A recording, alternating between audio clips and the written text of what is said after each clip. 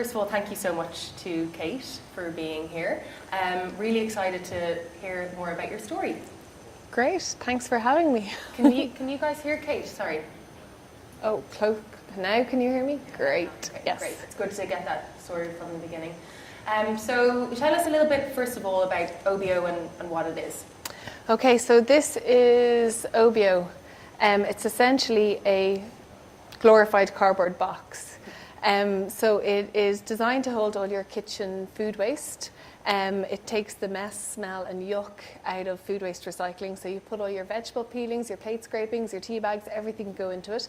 And then when it's full, it goes straight into your brown bin where it gets turned into compost. So the reason I came up with the product was when I was doing a master's, and I realised that loads of people were getting brown bins and nobody was using them because of a lot of the yuck factors associated with food waste recycling. So I thought if I could come up with a way to solve the problems people were experiencing in the kitchen, then it would go a long way to increasing participation levels with food waste recycling. Okay, so I'm sure it definitely sounds familiar to me. I really love recycling, but brown bins can be a bit gross. So can totally see, why people use it.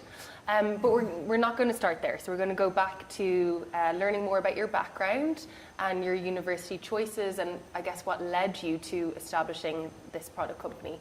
So tell us a little bit about university and what you studied there.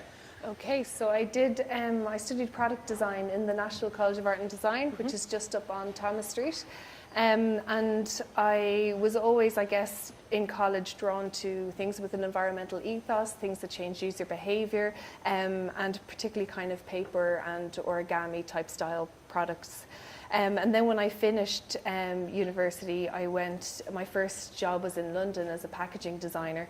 So I could create this very high-end bespoke packaging for the likes of mobile phone companies, expensive chocolates, and it was all very, I guess, over-the-top packaging. I think one of my worst, I should probably say best, but one of my worst briefs I got was to design a box for essentially a credit card, and the budget I got was £70 for this single box. Wow. And I think it was at that point I was just like, this is ridiculous. This is just creating for the sake of creating. There's no good can come of this. So I did that for probably about 2.5 years, and then I quit and moved back to Dublin. So with a product like that where you're given a £70 brief, was that because the company wanted the customer to keep it after, or they just wanted the wow moment when it arrived in the post? It was all about the wow. It was for a concierge service. Okay. So money was no object, and it was literally to hold there. I don't even think it was a credit card. I think it was just their membership card, and it was leather bound. It was embossed. It was everything, and it was just over consumerism at its max. Okay. So where did the interest in packaging come from? I don't know. Probably as a kid, I was just very kind of makey and doey and arty. I come from a very kind of practical arty background. Like my granddad would have been an artist. My parents would be very creative as well. So I guess it all just kind of naturally stemmed from there. Okay, so you moved to London, you lasted for a couple of years, like many of us, and then came home in 2009, was it? Yeah, 2009. The year of the recession. Yeah. And then what happened? Well, kind of a few things happened then. I couldn't find a job. I was probably a bit overconfident because I was like, I lived in London, worked as a product designer, who wouldn't hire me? And no one hired me. So I guess I had a few products that I'd kind of developed while working as a packaging designer. One of them was a lampshade. I thought, God, I can't do anything else. Maybe I'll just try and sell this. So I walked into the Irish Design Shop. Has anyone heard of it? So I walked into there with my lampshade under my arm, literally. And I was like, hey, would you guys sell this, please? And they were like, yeah, we'll give it a go. So that was kind of my first break. And then I started a company called Clickity, which was a homeware design company. So hang on, that's quite a leap from walking into the Irish Design Shop with one lampshade? Lamp? Yeah, lamp. How did you price it? How did you know how to pitch it, or did you just kind of ask them to see if it would sell? I did probably exactly what you're not supposed to do. I asked them, and then they literally sat down with me with a pen and paper, and they're like, "Well, you're making it for this, and we need to make this. So if we buy it for this, then means you get a bit, and we get a bit." And I was like, "That sounds really nice." It was really sweet, and I guess it was my first business lesson. Like, it was my first crash course in business, and it took like 5 minutes and a piece of paper. Like, it was lovely of them. And did someone buy it? Yeah, quite a few people bought it, which was nice. And then on the back of that, I just started making other products as well and selling those, all kind of Irish made. And what was quite nice about them as well is that they were kind of true to my way of thinking, in that they all used one material. They were very easy to recycle. I used localized manufacturing as much as I could. So it was nice finally to be able to do things that I felt comfortable about putting out there into the world. So out of that, walking into Irish design shop was born Clickity, right? Yeah. What else did you sell? We sold clocks, we sold candlestick holders, we sold a range of pendant lighting as well as desktop lighting. My gosh, what else did we do? Oh, then we arranged things like more things like scribble boxes and things that was actually designed for you to put your stamp on. So picture frames that were just cardboard that people could decorate themselves and things like that. Okay, great. And did you, I know the answer to this question, so you didn't just sell in Ireland, it was actually really successful, right? So you were selling in design shops. Yeah, we got into Arnott's Kilkenny shop, and then we got into a fair few shops in the UK. We did a fair few trade fairs. We got into Dubai and a few other places. So yeah, it was successful, but more than that, it was just an amazing learning experience. Okay, and then how many years did you do that for? Probably about from 2009 to about 2013, so about 4 years. Okay, and did you ever want to set up your own shop? No. Okay, why not? No. I probably wouldn't have had enough. Well, actually, we did set up our own shop. We did a Christmas boutique, which was a lovely exercise in Ranelagh. So we got quite a good network of Irish designers together, and everyone had the same problems as us. They had the margins were terrible because the shops took such a large chunk, and then myself and Liz was who became, we should probably get back to that, who became my business partner in Clickity, who's far more business savvy than me. We just became very aware that there was this, it was very hard for particularly designer makers when they're making their own products to actually make a margin. So we thought if we did a pop-up Christmas shop where we just sold Irish designed, Irish made products, it would be brilliant for the actual maker, but it would also be great for the consumer because they would know where to go and they would know where their money was going. So we did that for we did that 2 Christmases, and it was really successful. Yeah, it's nice to see shops like that still going strong. I remember there was a store in South William Street, was it Project 51, or there's been a couple of similar ventures that haven't managed to kind of survive, and it's tricky because obviously retail is so expensive, rents are really high, and the cost, I'd imagine, of making a product in Ireland is a lot more expensive than other markets. So was that kind of part of the reason for you thinking of doing something else, or what kind of led you then to setting up Obeo? Well, Clickity, it was good, but it was what you would call a slow burner. And I really like selling consumer goods, or I guess gift items in the middle of a recession. It's pretty tricky.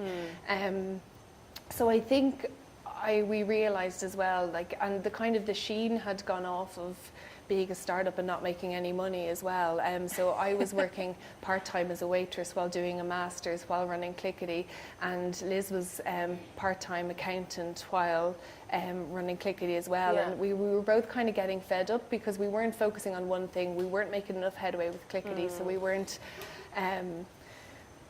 kind of sure what to do, but we felt like we'd created something that was probably worth keeping. which was kind of good in lots of ways. So when we decided that Clickity to run it down, the designist on George's Street asked if they could license a lot of the products off us. So that was a great way for us to be able to continue the brand, but kind of with a hands-off, approach. Yeah, I think one thing you said there, the sheen of running a startup without kind of, you know, making enough money to have a sustainable business, it does run out. I'm sure many people kind of in the room can relate to that. And often industry has this view of what startup life is like, and it's sexy and cool and really hip, and it's not. It's actually really hard work, and often you have to have, you know, a second or third job. So you know, we meet so many founders that say, you know, oh, I wish I would just you know, have chosen something easy, and I'm sure you can relate to that as well. It's definitely the harder kind of path to choose. Yeah, and I think it definitely gets harder the older you get, because like, so when like we were in kind of the Clickity phase, we were probably maybe kind of between 24 and 28, and it didn't really matter that we didn't have much money, because all our friends were like designer makers, and none of them had money, and we all got on fine. But then I guess, like, I was with my partner for a long time, and we were thinking about buying a house and then kind of maybe starting a family, and everything starts to get a lot more real. And then we go look for mortgage approval, and you're told that you're dependent on your husband because your salary doesn't count and things like that. And that is hard, because I feel like you feel like you've worked very hard as the next person, yet when you kind of want to make like the big life moves, they're like, you don't have the funds, or you don't have the contract to back up any sort of kind of life-changing or life-moving experiences. So when you were working on Clickity, did you feel that there's enough support for creative product people in Ireland? Because, you know, tech, I think at the early stages, in fairness, it is well supported, but is it different for product people? Yes and no. So there's the Crafts Council of Ireland, which does an incredible job with designer makers, but we kind of fell between two stools, because I'm not a maker. Clickity was never, we didn't make any of the products ourselves. We outsourced them to Irish companies. So there was kind of this question mark in the Crafts Council of Ireland whether we fell under their remit or whether we were more kind of on the business, the local enterprise office side of things. So we kind of swayed between the two. So in relation to designer makers, I think it's very hard, because when you talk about kind of tech startup, it's a lot, the progression is often a lot faster, whereas a lot of the times with designer makers, it's about slowly building a brand and getting your name out there. So like Kylie would be the perfect example. Like, she was going for about kind of 12 years before she started to get recognition. So it's very, as opposed to tech, it's a slow burner. So it's a lot harder, I think, to get established. So talk to us about being a 24, 25-year-old and having the courage to walk in and pitch your product to a shop. Did you kind of get nervous, or did you just think, sure, I'll give this a go? I kind of thought I'd give it a go. Like, I'd run out of options. Like, I had a CV, no one was giving me a shot, so I didn't really, and I'm not one to sit around, so I didn't kind of know what else to do. And in a way, ignorance is bliss. Like, it was brilliant that I didn't know anything about business, because who would start a business if they knew anything about business, do you know? So it was really nice. And then it was also quite empowering, because you're kind of thinking, God, you know, like, if one person buys one lampshade, what if you got the lampshade in front of 20 people and 20 people bought it, you know? So Clickity was probably never going to be completely sustainable, but it was an incredible learning curve and building block for, I guess, Obeo. Okay, so tell us how Obeo was born. So while running Clickity, I decided to do, and working part-time as a waitress in Grand Canal Dock, actually, I decided to do a master's in the National College of Art and Design back where I did my undergrad, and that was in design sustainability, and it was all about creating markets for recycled materials, which was an area, I guess, I was really interested in. What I loved about the master's, it was totally practical. It was, you could end up at the end of it with something actual that you could actually bring to market, and you could make if you got it right, you could actually do something that could have quite an impact as well. So that took about 2 years to complete, and I absolutely loved it. And during the time, I guess I focused on all different types of recyclate, papers, plastics, tin, everything. And I realised that a lot of the markets were sewn up. There wasn't a huge amount of opportunity there, but where there was an opportunity was kind of in the food waste area and solving some of the issues around food waste. And that's where I guess the idea for this came up. And then when I was presenting my master's at the end of the 2 years at the degree show, it was quite funny because you put a huge amount of work into your degree show. You have boards to present your idea, you have models, and it's a colossal amount of work. And I was very proudly had everything set up, ready for opening day, really excited. And NCAD that morning brought Enterprise Ireland to see the master's projects that were done. And they saw ours and they saw mine, and they were like, oh, well, we think there's commercialization potential. And then NCAD was like, well, what does that mean? And they're like, well, it means you can't show it to anybody. Oh. And then, so just like that, all the boards were taken down and put down in the basement of NCAD on the opening day of the show. So when my family came in to see the thing, I had to take them down to the basement to I show didn't know them that was okay. Well, That's a rule that they have. You can't, if something has IP, you can't launch it before you get IP, otherwise it's void. Okay, yeah. So that at what stage, so before we talk about the comp fund, did you always think of Obeo as a business or a project? Kind of both, and it was I guess the more I worked on it, the more potential I saw, and the more kind of excited I got about it. But having said that, at the end of my master's show, what I'd actually done is, as well as create a compostable box for food waste, the compostable box was made of reused newspapers that were laminated together. So it was kind of this whole reusing a material as well as being a compostable receptacle. But that was just so off the wall, not practical, couldn't possibly be brought to market. I think each individual unit would probably cost about €15 to make. So it was, even though I always had in my head an idea of what, of getting a business out of it, the end result of my master's was very far from having a market-ready product. And so EI came in on the day of the final kind of showing, and then you applied for your funding. Yeah, you got it. Yeah. And tell us about that process. EI has, they do a feasibility grants, and then they also do commercialization funding, and it's a great idea because what they realized is that the universities were coming up with this huge amount of great invention and technology, but it wasn't getting used in the real world. So they decided to bridge this gap with a commercialization fund. So essentially you're commercializing third level research. And in NCAD this was very new because it's mainly works kind of with very tech, software, pharma would be big in it as well, but not so much product design.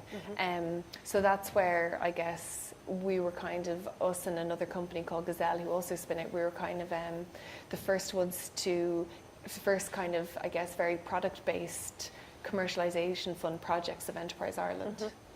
And can we ask what is the fund? So what's the value of it? It's 100,000. Okay. Yeah, so great. It basically gives you kind of roughly a runway of a year to kind of get your product up and running and do all the kind of market research you need, all the product testing, and find a manufacturer, figure out how to market it. Okay, so you did that for a year, and after a year, were you market ready with the product? We were, well, I'd right before we started, so in order to get the commercialization fund, it's quite it's a hefty application process, which is fair enough. And so this whole time I was there to Liz, who was my business partner on Clickity. It was like, I think this is really potential. I think we need to give up Clickity. And Liz was like, no, we love Clickity. Clickity's great. And I was like, no, come on, we have to just focus 100% on this and get it and give it our all. And then eventually I managed to convince her to come on board with this full time. And that was when we made the decision to license Clickity out and to focus 100% on this. So myself and Liz were employed for the year, Liz on the business side of things and myself on the kind of design development and manufacturing side of things to get it market ready. Brilliant. So tell us how you divided your skill set, because it sounds like the two of you were a great team. Yeah. Liz is she's a chartered accountant. She trained with KPMG, and when she finished her training, I think kind of probably a bit like my life crisis in London, she had a life crisis here, and she was like, I'm not sure auditing is for me. I'd love to get into the creative sector, but didn't know how. And then by chance we met through her cousin. And I said, well, I've got a company called Clickity, don't really know what I'm doing. Do you want to come on board and use your calculator? And she said, yeah. So then we started to work on that. And then and it was a really nice fit, because Liz was very good at sales. She's very organized. She was great at great at getting the product out there the way maybe I wouldn't be, because it was my product and maybe someone else was better selling it and things like that. So it was a really good match, and and we worked really well together. So it kind of felt natural that when she was kind of completely happy that she would come on board with Obeo, because I couldn't have imagined doing it with anyone else. Is it hard when you are the one designing the product and then someone else is selling it and is the kind of the face to customers? No, they actually do a much better job of selling it than you do, because you're so flaw focused. And you're constantly thinking of what's wrong with it, what could be better, whereas someone from the outside often doesn't focus on that, which is actually probably a lot better. Okay. And then are you, I hate this term, but would you classify yourself as an eco-warrior? You know, was it kind of recycling, saving the planet that you know, got you to setting up Obeo, or was it product? Because you talk loads about product and usability and changing consumer behaviour. Did other factors come into it at all? You can be honest. I'm probably a bit. I'd say I'm probably a bit greener than I guess Obeo is. So am I an eco-warrior? Probably yes. But what I do, I guess I feel very strongly about giving people the right tools to change their user behavior. Do you know, so like I guess, like for example, I think I told you this on the phone, that like no eco-warrior would use Obeo. They would use a bucket, and they would throw the bucket of slops into the brown bin, and then they'd wash out the brown bin. And my grandmother would not use Obeo. She'd be like, that is a terrible idea.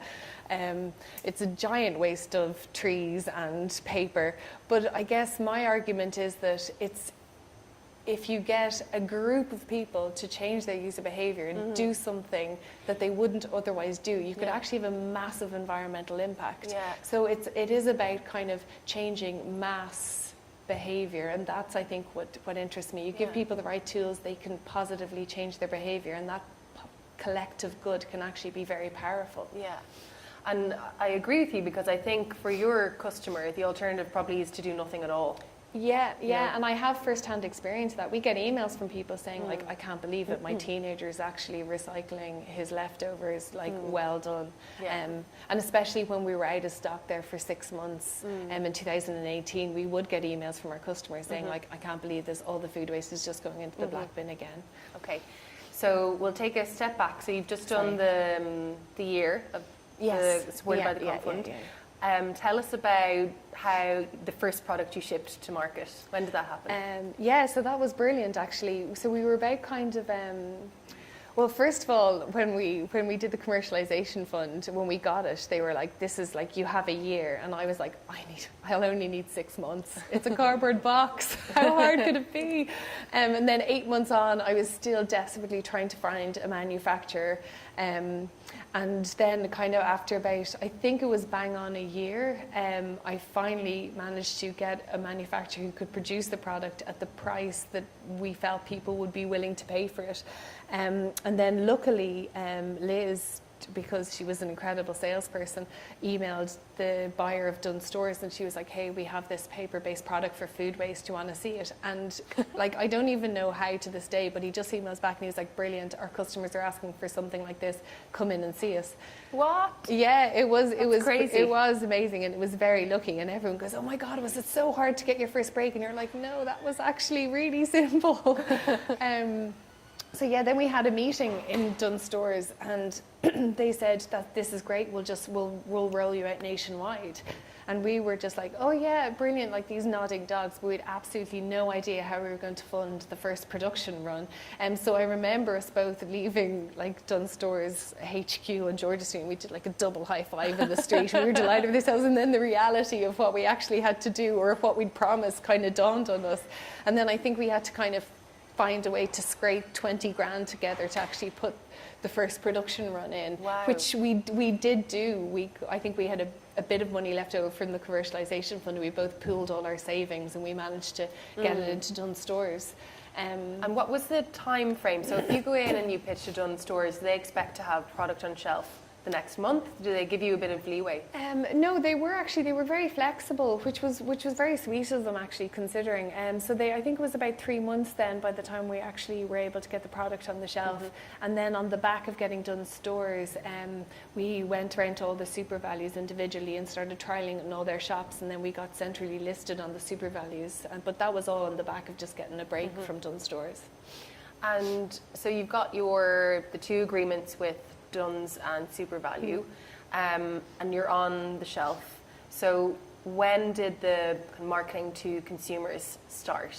Because I'd imagine it's really competitive. How is anyone going to notice you guys on the shelf? Well, that kind of started immediately. Well, actually, that was also kind of funny. So our first branding looks nothing like this. It was actually like this circle, and Obeo was kind of in these very funny letters that you'd probably put on the side of a spaceship as opposed to on a food waste box. And I remember, I thought I'd go into Dunnes Stores and see the product on the shelf and feel immensely proud. I went into Dunnes Stores, saw the product on the shelf, went, oh God, our branding is completely wrong. I think when we were researching, we thought we had to be this big corporate company, or appear to be this big corporate company, like this kind of wheel moving, and there's just kind of robots behind it. But we realized afterwards that was exactly what we shouldn't do. Yeah. We needed to be a personality. We needed to put our faces to it. So as soon as the product went on the shelf, we immediately started rebranding the product to have it more kind of in line with the personal approach that we wanted to take, and for our customers to take as well. So in terms of, sorry, just to get back to your point, in terms of marketing, we started off by doing in-store demonstrations maybe twice a week. Where you'd set up a stand, and we'd have pointed displays in the aisles where people could pick them off and things like that. So our product was kind of hard in loads of ways, because you had to, I guess, first educate people about why it's important to recycle their food waste, and secondly educate them about how to use our product. So we were always on a kind of uphill battle in terms of that.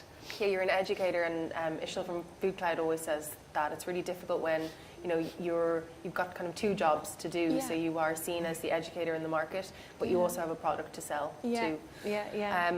And you've done some really nice, your website's gorgeous. Good. You've done some really nice kind of customer testimonials and videos, and it's so obvious that people love using your product.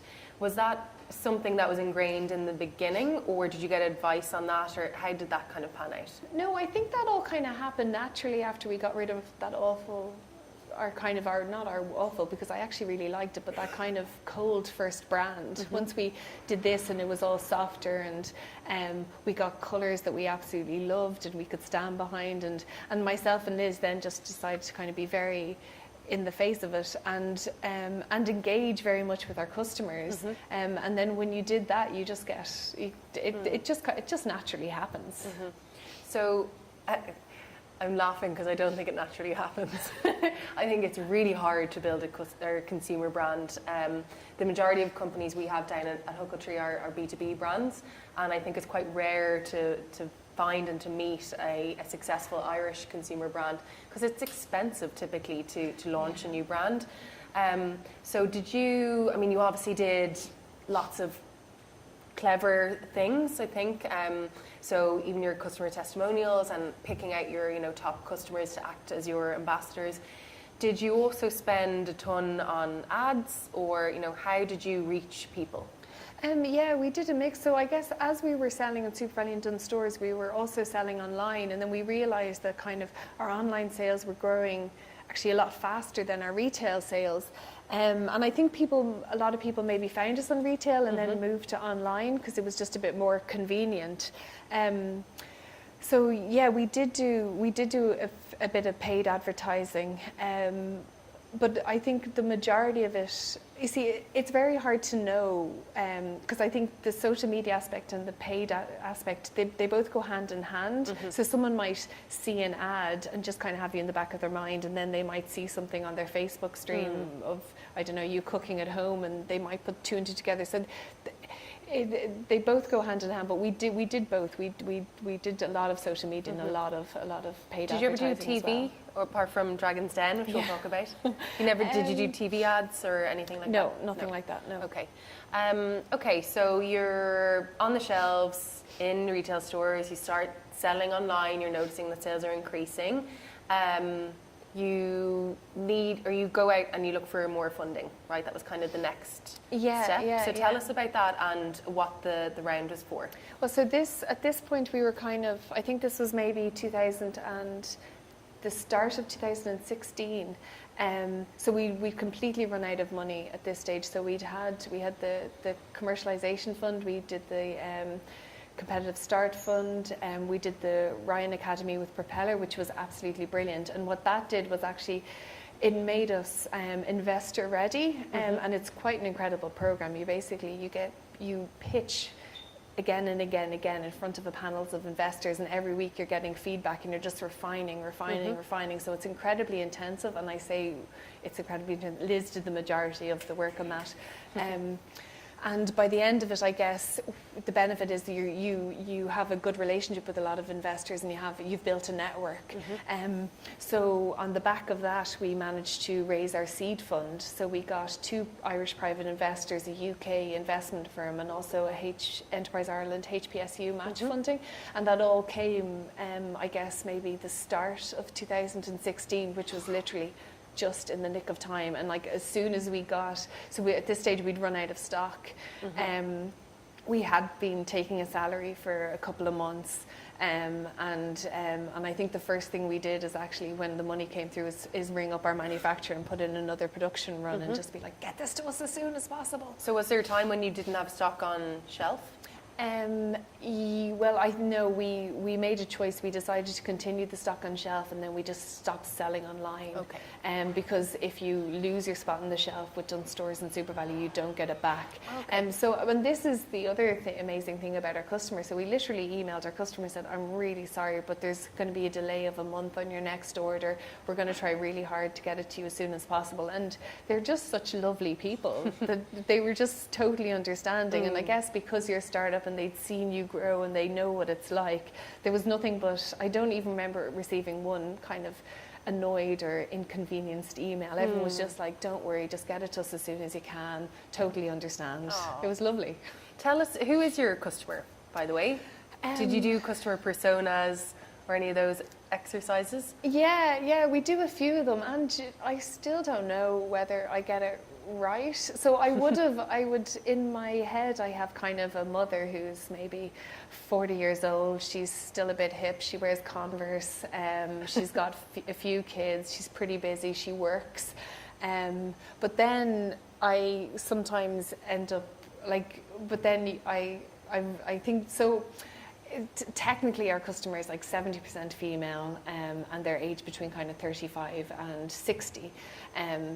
But to be honest, I wouldn't say that's now our typical, because I guess when I talk to people on the phone, they're so varied, from men who are kind of 55, 60 to women who I would consider don't have a particular amount of disposable income, because maybe they're students, and then you have other people who have huge amount. You have people who really care about the environment, and then you have people who don't care and they just look for the convenient aspects of Obeo. So I guess I thought I had it nailed, but now I've realised I don't really know anything about my customer, or they're so varied. I think it sounds like you know everything about them. How often do you speak to your customers?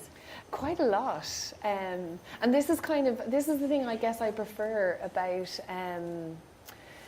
prefer about online than retail. So with retail, when we did in-store demos, we spoke to a few customers and that was all kind of nice. But like because we have a subscription service online, you'd often have to call people if credit card expires or things like that, and then you often end up just having a nice chat with them. And they are, again, just very nice people. So I'd probably be chatting to our customers maybe 2 or 3 times a week. I cannot remember one, I'm just thinking, consumer brand that's ever called me that, you know, a subscription service. Does Really? anyone ever get called by their? No. Honestly. You can call me anytime. I'm great for a chat. I correct myself, House My Dog, actually. If anyone knows House My Dog, so it's Airbnb for dogs, and they were based at Huckletree, and they would call their customers all the time. So I take that back. And I always remember their customers being really surprised that they were, you know, hearing from James or Tim, the founders, and even that just creates so much buy-in and loyalty, but it's genuine. It's giving you really, really good feedback, and it works both ways. Then they'll tell people about you.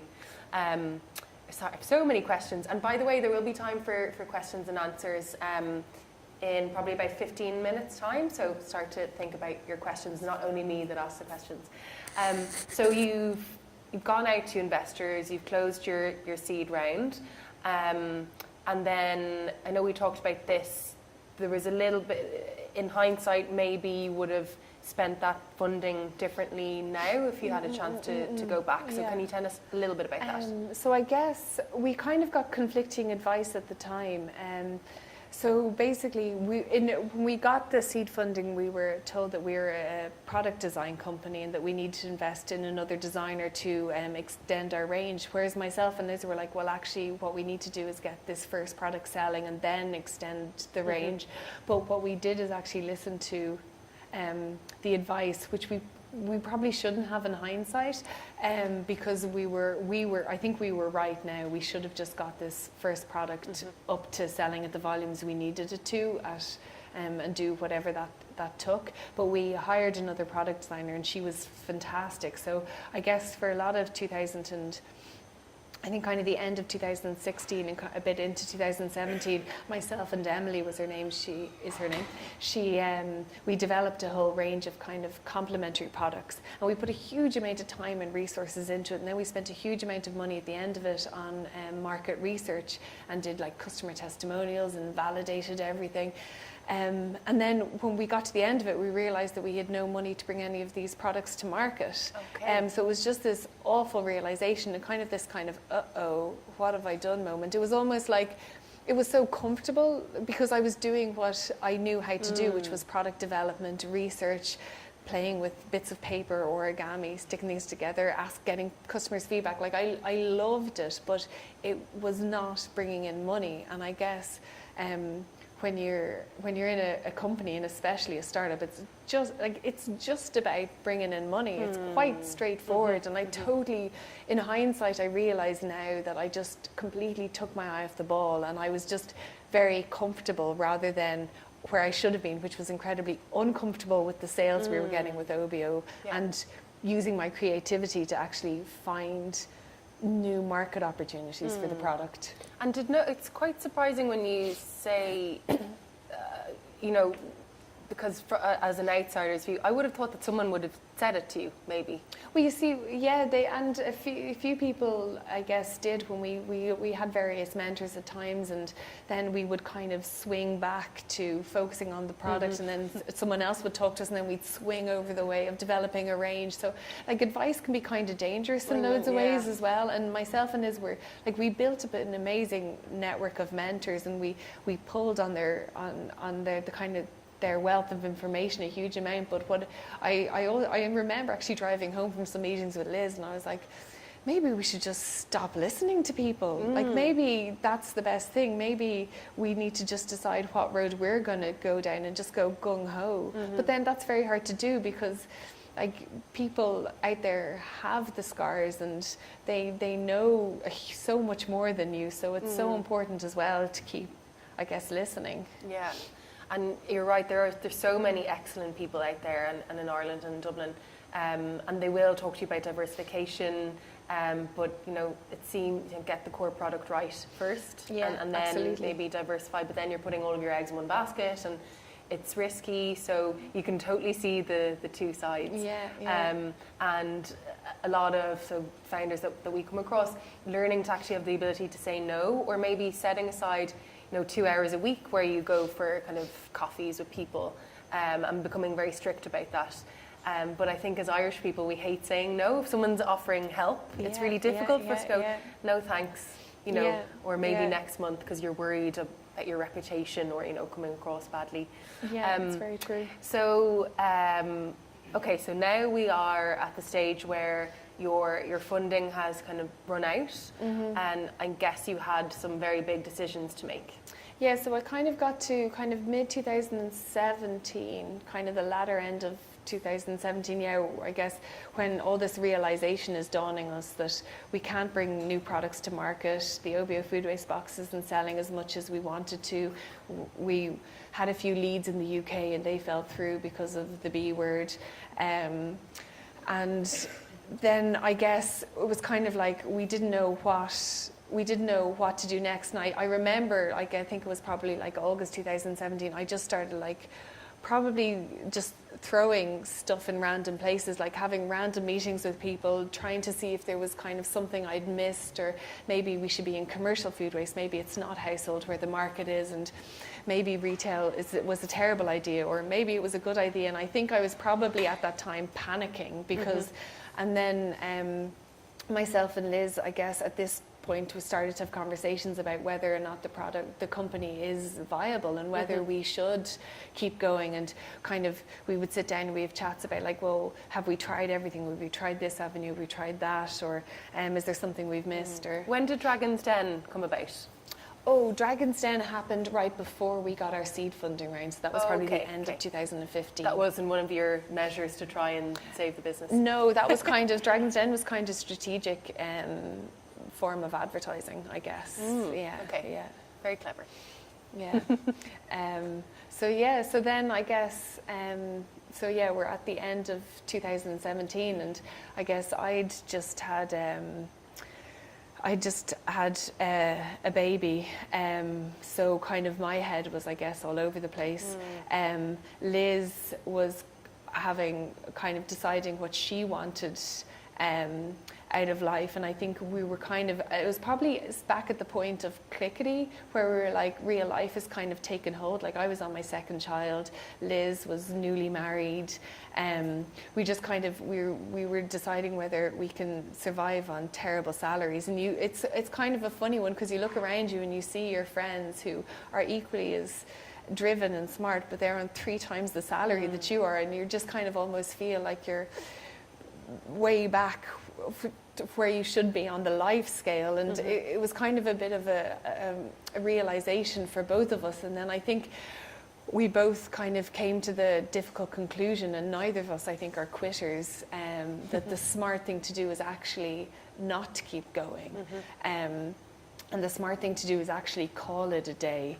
And so we did that. And then I guess, so we decided our best course of action was actually to let our stock dwindle and use that time to try and find a buyer to maybe buy the brand or buy whatever kind of resources we had left, because we still had a bit of money in the bank, but we didn't have enough money to put in another production run and fuel the company at the same time. So we weren't bankrupt, we weren't even close. And then we talked about maybe raising more funds, but then we said, well, we're only going to raise it if we're going to do something significantly different. And what would we do different that would warrant taking other people's money? And we couldn't come up with anything, so it still held through that we were going to just wind the company down. And how helpful are investors at this stage of a company? They were kind of 50-50. So some of the investors were like kind of, well, you're making the right choice, and they'd have a look through our accounts and say, yeah, this makes sense. And then the other investors would be like, you're not dead yet. So it would just depend again on who you're talking to and the advice. And I guess then kind of our focus shifted to trying to find the best buyer that we could and decide who would be kind of a good fit for Obeo and see if we could target them that way. Okay. And then tell us about what happened next, so the wonderful customer email. We didn't get a buyer. So then, and we kind of stretched our stock out as long as possible. So this kind of brings up to June 2018. And Liz had already found work with Dogpatch Labs, which she's absolutely loving. And I was still on maternity, and my baby was 6 months then at that point. So I was just managing the customers from home and things like that. So I remember just, I think it was like a Monday, and I just realized that like we've pretty much run out of stock now. There's no buyers. It's time to tell our customers. So I sent an email out and said, look, and I tried to be really corporate about it, which is kind of funny because like it's not me at all. So I just sent the email out and said that Obeo has ceased production and we will be liquidating, and I'm really sorry, full stop. And then I guess I think I went off and made a cup of tea, and then I went back to my inbox, and there was just loads of emails, probably about 50 emails. And then over the course of the next day, more came in, and then the next day more. So then I think by the time the end of the week, there was well over 500 emails, and they weren't just like, oh, that's a shame. It was really lovely, structured, thoughtful emails from customers, just telling us about like how Obeo has changed their user behaviour, how it's meant that their whole family engages with recycling. What are they going to do without it? Is there another company they could go to find an alternative? And it was very sad. So I think I just kind of sat down at the computer and just slowly just started type reply to everyone, and just to say thanks. Yeah. That must have been a really heartbreaking process. Yeah, it was. Like I probably cried every day for that kind of 5 days. Gosh. And it wasn't all just kind of sad. I was actually pretty happy. That probably sounds weird, but like I'd already written my CV. Like I was already actively trying to find work. And it's like when your business fails, it's a very, I guess, negative work, but it never includes what you've actually achieved. And I felt quite proud of what we'd done and how I'd always intended to do something really positive for people and for the environment. And I realized at that point that even though it was only a small pool of people, that I really had done that. And that was very nice. You literally changed people's behavior, which is a really hard thing to do. So, these people who had never recycled before suddenly now are obsessed with your product. Yeah. And that doesn't happen to every single product company. So, okay, you're sitting at your computer, you're typing out all these responses. Then you get one in particular, right, that's a little bit different? Yeah, I get a phone call from one of my past mentors, and he was like, Kate, I've been subscribing your product for 2 years. What the hell happened? And I was like, I didn't know you were a subscriber. And it turns out he was subscribing under his wife's name, and she used her maiden name, so I couldn't connect the dots. But he just said, he said, send me an email, just write down 3 things of what went wrong with your company, and then just leave it with me for a couple of days. So I sent him the email, and I was like, poor margin, not high enough volume. What was my third one? Oh yeah, and consumer apathy. And then I sent that off to him. And in a way, I was a bit over getting advice. So I kind of thought like I'll humor him was probably what was going through my head, but mentally I totally checked out from Obeo, and it was going to have to take something really good to actually pull me back in. And then a day later, he rang up and we had another conversation, and then it was kind of a by the way, and I just said, you know what's funny, like we've gotten about kind of 400, 500 emails from customers, and he was like, what? And I said, yeah, isn't that really nice of them? And then he was like, well, that's kind of interesting, Kate. I haven't really heard of that before. And I was like, yeah, they're all just genuinely lovely people. And then he just goes, just now, I'll call you back tomorrow. So then he calls me back the next day, and he was like, look, Kate, I think there's something in this. Basically, he's like, all you need, he goes, those 3 issues you outlined, he was like, we need to solve them, but the only thing that's going to solve them is time. So what you need to do is see if your customers are willing to pre-order. And I was, I guess, a bit dubious at the start. So I didn't agree to it. First of all, mainly because I'd already mentally checked out, and then kind of. And I also, because I think I knew that if I did do a pre-order campaign and I did manage to raise the funds for the production run, that it would probably be successful, and that would mean starting Obeo again. Okay, which ultimately you did do. Yeah. Because I guess I think that was kind of that was definitely, it was over the whole of Obeo's history. I think that was kind of what I would consider the hardest point, mainly because Liz had already left the company, and she's really smart, you know, and she believed that there wasn't a future in it. I'm more enthusiastic than smart, so like I was kind of trying to listen to Liz in my head. And then I guess I also realized that if we went ahead with the pre-order and we got the money from our customers to fund the next production run, Obeo is back in business, but none of our problems are solved. So I had to be very prepared for if we do this and we get stock and we're back in business and Obeo doesn't work and I'm right back in the same position this time next year, would I be okay with that? And then I realized that I would be, because I guess there was a huge amount I didn't know about business, because I had depended on Liz for a huge amount of kind of the business side of things, and I realised that I would actually like the opportunity to learn the difference between markup and margin and how to write invoices and all of the stuff that goes with it. And I realised that I would learn such a huge amount in this year that it would actually stand to me, even if worst case scenario Obeo is a failure. But luckily I have 2 options, kind of the make Obeo success option, which I feel like we're pretty much on the road to now, which is good. Great. Okay, so we skipped over a really important part there. So what happened? So you sent out an email to your customers. So this is after the really sorry to let you know that we are, you know, ceasing to trade, and then you sent out another email. Yeah, so I basically got the 500 emails that had replied to us, and I said, hey, if you're interested in Obeo and you'd like to pre-order, I can sell you a year's supply of boxes for, I think it was 120 quid or something, but you'll have to wait 4 months for them. If this is something you'd be interested in, just let me know. And I remember I was very nervous, I guess, to send it out, and then I think it was like 10 o'clock at night on a Thursday night, I just pressed send, which is probably the worst time to spend, but it's essentially a marketing email. And then again, like before when we'd sent out the liquidation email, everyone just did one-liner, yes. So it was amazing. And I remember my husband was in the kitchen, I remember running into him and I was like, they said yes!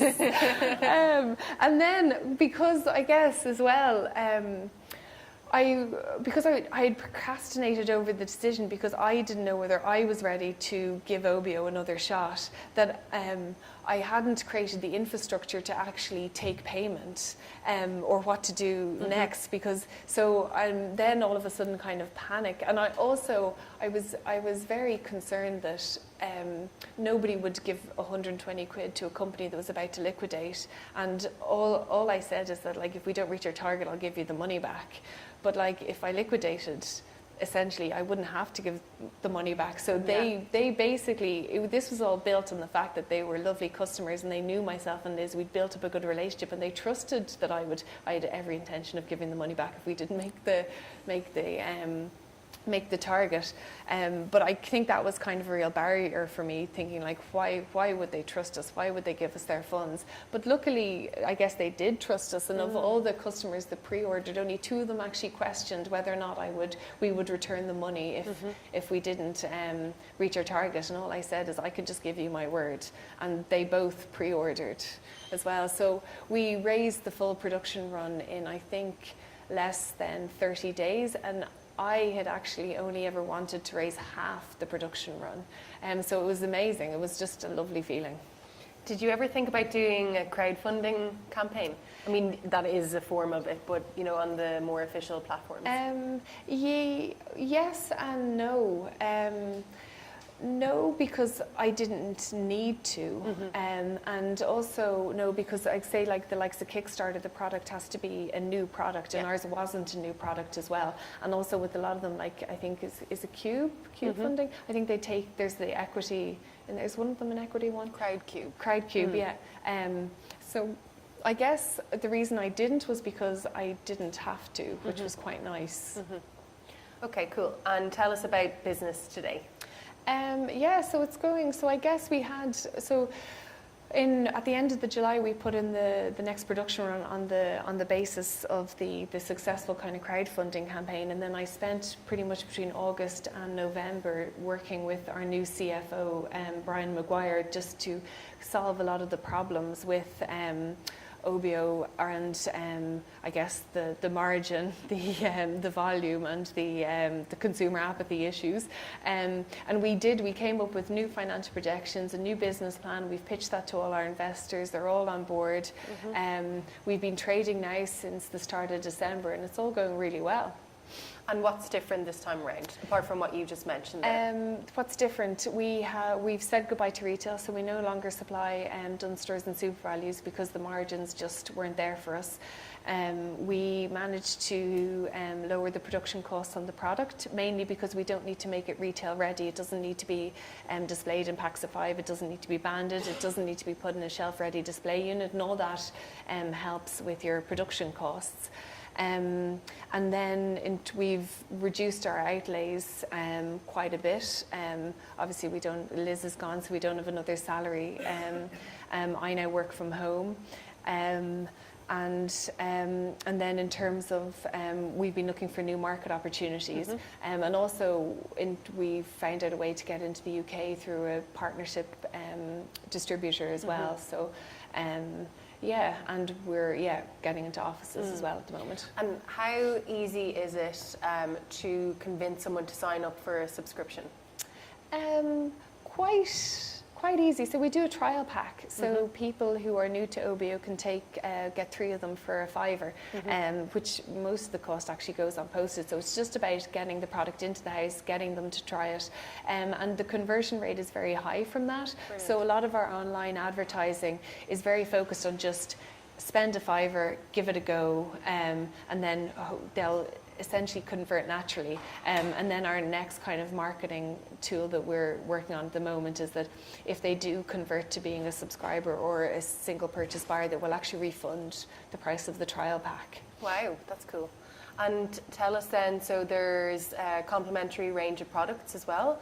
Have you gone into partnership with different companies to do those, or is that all kind of Obeo?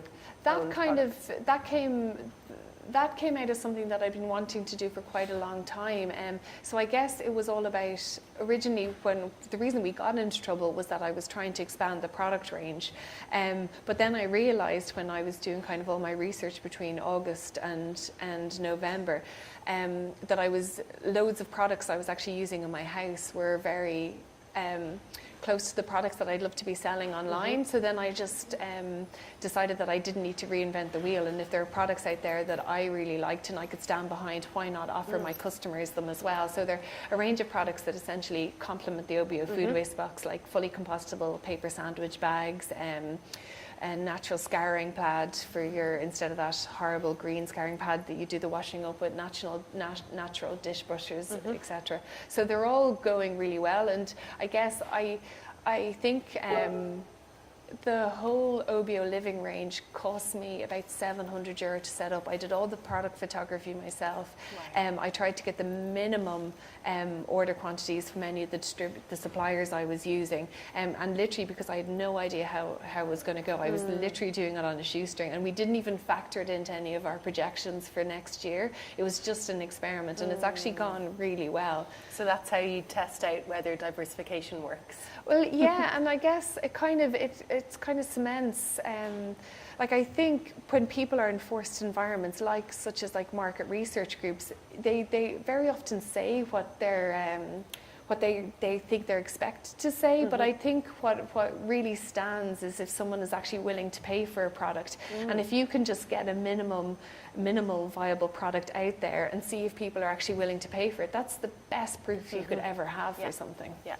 Okay, one last question from me before we open it up. So you very kindly brought along a sample for everyone to take home. Oh, yeah. Can you tell us how to use it? Oh yeah, so yeah, very straightforward. Pop it up on your kitchen countertop and then fill it up with all your food waste. So ours, what's the best, and then when it's open and closed throughout the day, when it's full, it just goes straight into your brown bin. It shouldn't leak, shouldn't tear, shouldn't be any smell.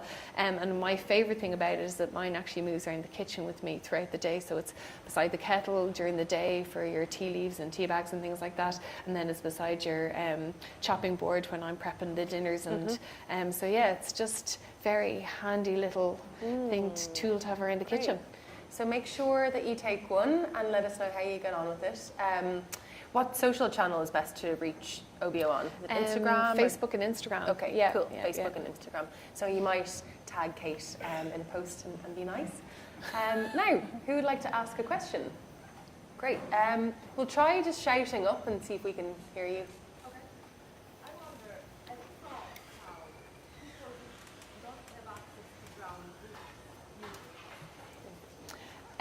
Some people buy our product who live in apartments and don't have access to brown bin as a way of keeping food waste out of their black bin because of the smell. But it doesn't solve the problem with the food waste going to the right place, because it's essentially still going to the black bin. But part of what I'm working on at the moment in terms of getting offices recycling their food waste is actually coming up with some sort of sustainable collection scheme for households and example apartments and offices that want to recycle their food waste but don't have access to bins. It's a really good question. We have a mic there. Yeah. Hi, thank you for your honesty in this presentation, great presentation. I'm interested in your product market fit validation breakdown with the bag at the beginning. Did you insource this? Did you outsource this? And if you insourced it, how do you know when to stop? How did you validate this bag with potential customers?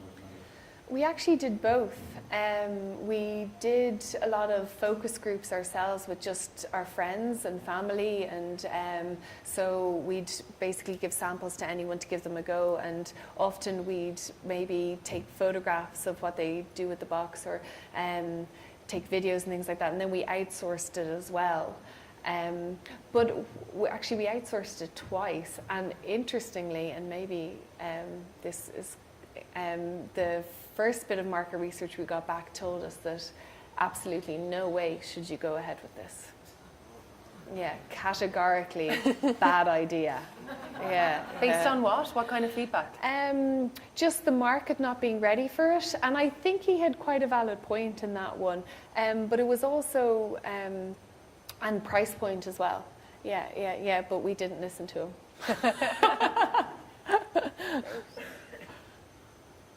Anyone else? Yeah. Just one question. You've mentioned that markup and margin were an issue. Sorry. I still don't really know the difference between those, so don't ask me. Well, whichever one was the problem, I mean, how did you set price initially, and then I suppose when you're talking about your investor, like getting sort of better margins, like you mentioned about cutting costs, but did you also look at increasing price, or how were your customers responding to that?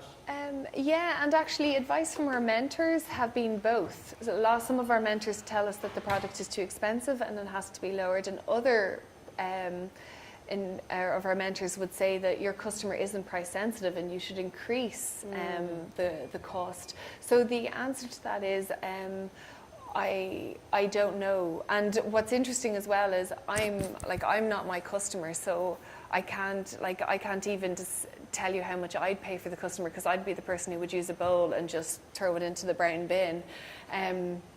So I guess in short, the price is what somebody is willing to pay for it. And the interesting thing about kind of when you're only online and not in retail, you can actually play around with that quite a bit. So for example, what we've done is, as well as reduce our cost price of the product of buying it in, we actually increased our online price. And I thought that would be a terrible idea, that it would have a very negative effect on sales, but it hasn't actually. And it just maybe goes to reinforce some of our mentors' idea that our customers aren't particularly price sensitive, or that the product suits them, so they're willing to pay for it. I have another question. How do you manage to be the voice of your brand as well as everything else that you do, considering you are a 2-person team? One person now. One person, sorry. So we said you have a new CFO. Oh, sorry, yeah, we do. I do have a new CFO, sorry, so that's not fair. I try to be quite structured with my day. So like, for example, today's Monday. So today is my social media day. Okay. So I would plan a lot of my social media marketing for today, plan what ads we're going to put up, maybe design a new ad, schedule a lot of our posts that are going to go out, and then I would have kind of a different, and maybe I'd make a Wednesday morning a sales morning, so I'd just be calling people and try to make sales and things like that. So I guess I'm quite organized and probably quite efficient with things like that. So it is a case of just kind of making sure you schedule enough time for everything. And how reactive are you then? Because if you are the voice of the brand, are you kind of constantly on Twitter or Instagram or checking for feedback from customers? How do you manage that? Because it's so much, I would imagine, a lot of stimuli and people constantly talking to you. I'd be very reactive with sales emails. So like in terms of anything that comes into our sales account, I'd probably have replied to them within an hour, because that's our bread and butter. They're our customer. They are up there.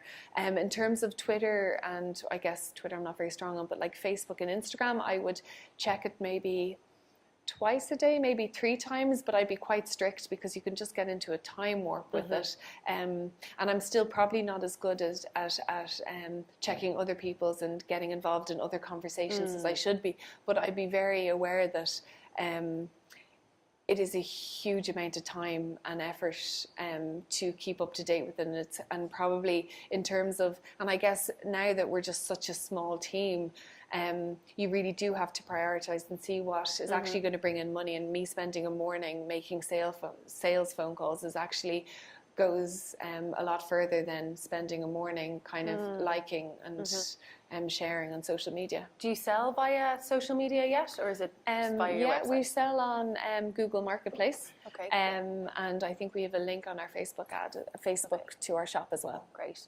Any plans to hire this year to take some of that weight off you? I don't know yet. It totally depends how sales go. So like my goal for this year, my first goal is just to get to that break-even point. And after that, I kind of feel like the world is the oyster. So after that, yeah, we will be hopefully hiring. Okay. Brilliant. I hope you all really enjoyed that. Thank you so much again, Kate, for your honesty. And I'm sure you'll all agree it's a really great story, and also a really great product that you're all going to get to try out. So make sure you tell your friends, your family about Obeo. And I think this year and the future is going to be super exciting for you. So I'm sure we'll all follow your adventure. Thank you again. We'll just give Kate a big round of applause.